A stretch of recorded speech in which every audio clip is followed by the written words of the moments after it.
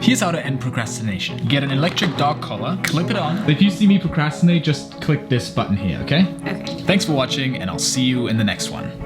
You clicked it twice. Jokes aside, I'll give you some very practical stuff that you can implement immediately. And this is exactly what I did with Dan. He asked me to help him with his phone addiction. I've taken a whole course for 9 months alongside like gamblers to actually get help with this. How much screen time do you currently have on your phone? 5 hours per day, yeah. Our goal was to reduce it to 1 hour a day. Here's how we started. See, our brain creates strong habits like procrastination using 3 stages that we need to hack. One is the trigger, one is the routine, and one is the consequences. For example, stage 1, we see it's Wednesday, which means it's chest day. Stage 2 is we hit the gym, and stage 3 is we feel like a king. Or we get a notification, we check our phone, and we get a dopamine spike. And by strategically optimizing these 3, we can set up a system to make it easy for us to stick to our commitments and almost impossible to break them if we do it right. The first stage is the easiest one to implement, is already extremely effective, which is the triggers. Basically anything that reminds us or causes us to take an action. And by strategically removing the triggers that cause an unwanted behavior, you won't even be tempted to do it. And this is always in my pocket. I'll have it on the table while I'm trying to work on something. You have the phone in your pocket. That's a trigger. Think about it. Who would you think is more likely to stick to a healthy diet? Someone who has no cookies in his pantry that could tempt him, someone who has a pantry with lots of cookies in it, someone who has a bag of cookies literally everywhere he goes, or is it maybe someone who literally has it? I know it's a bad example, but you get my point. How many times have you bought fast food just because you saw an ad of this juicy, and it just triggered you to want this thing, which you didn't want before, but just by seeing it. These are all triggers. Do you currently have the social media apps that you want to avoid on your phone? I have Facebook, Instagram. Why do you have Facebook on your phone? I don't know. So why don't you delete it right now? Because right now, you know what? Delete Facebook. All right. So when you're feeling motivated and strong, remove the bookmark to Facebook. Delete the social media apps. Put your phone out of sight so you don't even get tempted. Get rid of all the bad food in your fridge and your pantry until there are no more temptations left. And just by doing that, you save so much willpower because there's so much less to resist. Let's see how high we can go though. No. Yes. All right, let's turn it on 5. Ah! I think that's it. It doesn't go higher than 5. I passed the pain tolerance test. I'll put it on 8 just once, just to see what it's like. You gotta experience some things in life, you know? Ah! I think I can go higher than this. You know what number to call if I pass out, right? 119. 2 days after our first call, I followed up with Dan again. How did you go? I didn't remember to put my phone away. I went on Facebook quickly just to check my notifications, just on like Safari on my phone's web browser. I went on Instagram on the browser. So we had to move on to the next one, which is more powerful than the triggers, which is optimizing the routine.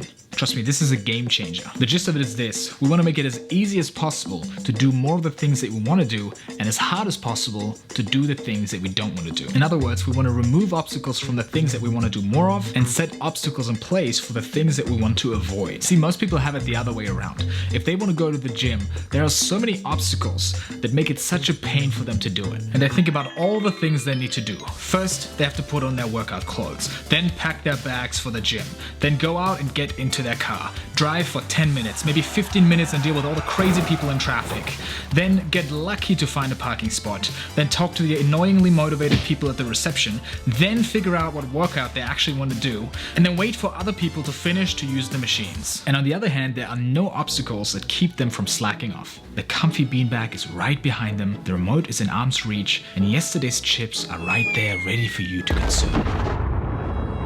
See, I understood this very quickly, which is why I set up a home gym.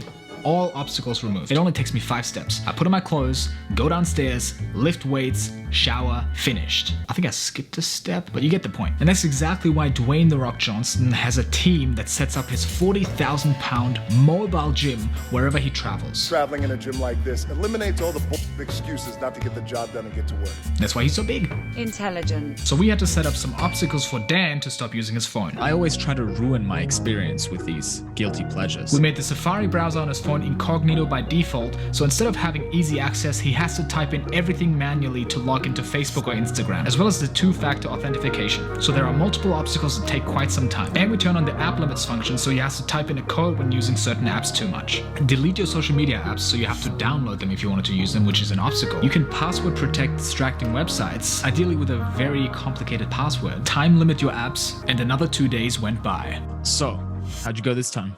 I did pretty much everything that I was supposed to do for the most part. My 10-day average screen time is continuing to fall. Do you think that with what we've done now, this could be a long-term solution, or do you think you could slip back into old habits? I could totally see that happening. What if despite everything you've optimized, you still can't get yourself to follow through? Do you think you could get the 3 hours down to 1 hour per day?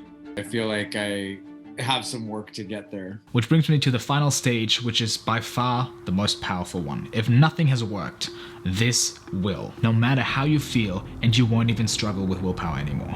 This is the ultimate solution. I've done this countless of times, and it worked every single time. It is literally a quick fix. You give me $100 if you spend too much time on your phone, and you'll send me your screen time by 10 p.m. to prove it. If you don't do that, it also means you give me $100. That's it. Maybe you've heard the backstory of what burning the boats means. Basically, when conquerors wanted to take a city or a castle, upon arrival they burned the boats. So they either had to succeed or die trying. They just had to make it happen. And by setting up a system with severe consequences, we can make ourselves do anything that seemed almost impossible beforehand. Although I was joking with the electric dog collar in the beginning, it's kind of true. The most inspiring people we look up to were oftentimes put into a position where they had no other choice than to step up and take action. And as some of you may know, this is why I started my first business, because of severe pain. I was forced to leave Australia because my visa had run out. My Australian girlfriend was still there. I promised her that I would come back, but there was no option for me to actually make it back unless I built a successful business. And even though it seemed impossible at first,